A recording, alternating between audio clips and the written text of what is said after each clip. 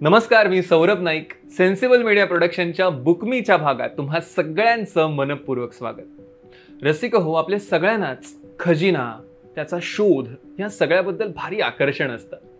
पण तुम्हाला माहिती आहे का, छत्रपती शिवाजी महाराजांचा एक खजिना अजूनही दडलेला आहे आणि जो आजवर कोणालाच सापडलेला नाही. तुम्हाला घ्यायचा आहे का त्याचा शोध?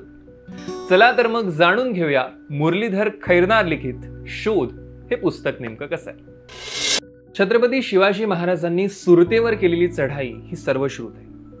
आजही सुरतेची लूट म्हटली की अपार असं धन डोळ्यांसमोर येतं. आपण अनेक ठिकाणी वाचलं असेल की एवढं धन स्वराज्यात आणण्यासाठी किती घोडे, बैल, उंट लागले असतील वगैरे वगैरे. पण ही झाली पहिल्या लुटीची गोष्ट. सुरतेच्या दुसऱ्या लुटीबद्दल तुम्हाला माहिती आहे का?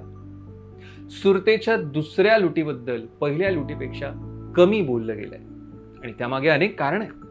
त्यातलं सगळ्यात महत्वाचं कारण, त्या खजिन्याची लूट अजूनही कुठे आहे कुणालाच माहित नाही.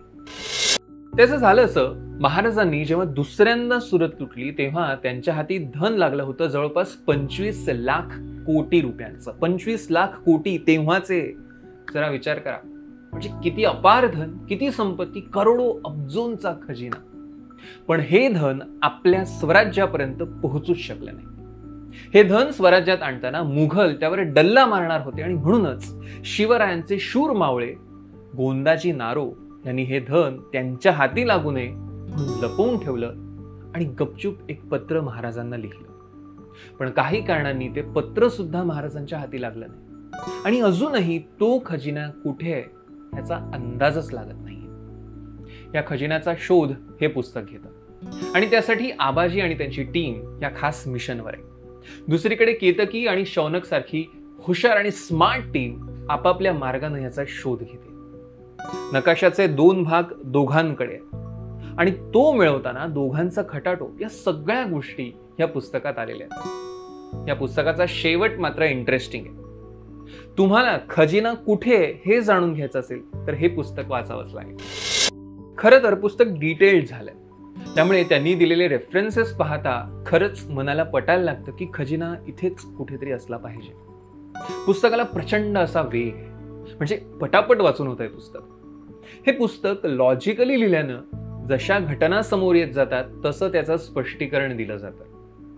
या पुस्तकाची भाषा हलकी फुलकी आहे, म्हणजे उगाच काहीतरी असे कठीण शब्द वगैरे न वापरता आजच्या काळात बोलले लिहिले जाणारे शब्द वापरले जातात. त्यामुळे पुस्तक असं कॅज्युअल वाटतं. ज्यांना कुणाला नव्यानं पुस्तक वाचायचं असेल त्यांनी तर हे पुस्तक जरूर वाचावं. पुस्तकात काही ठिकाणी 2 गटांमध्ये दाखवलेली स्पर्धा पुस्तकात अजून गुंतवून ठेवण्यास भाग पाडते. पुस्तकात दिलेले संदर्भ पाहता अजूनही खजिना तिथेच असेल अशी खात्री मनाला पटते आणि शेवट वाचकांना निराश करत नाही. पुस्तकाची जाडी थोडीशी जास्त जरी वाटत असली तरी एकदा का पुस्तक हातात घेतलं की मग ते खाली ठेवतच नाही. पुस्तकाचं मुखपृष्ठ शोध या नावाला साजेसं झालंय, जे केलंय चंद्रमोहन कुलकर्णी यांनी. मलपृष्ठावर पुस्तकाचा सारांश आहे. आणि जर हे पुस्तक तुम्हाला विकत घ्यायचं असेल तर तुम्ही majesticreaders.com या वेबसाईटवरून ते खरेदी करू शकता आणि खास सेन्सिबलच्या सबस्क्रायबर्ससाठी ते विशेष सवलतीत उपलब्ध आहे. त्यासाठी डिस्क्रिप्शनमध्ये दिलेला कूपन कोड वापरावा.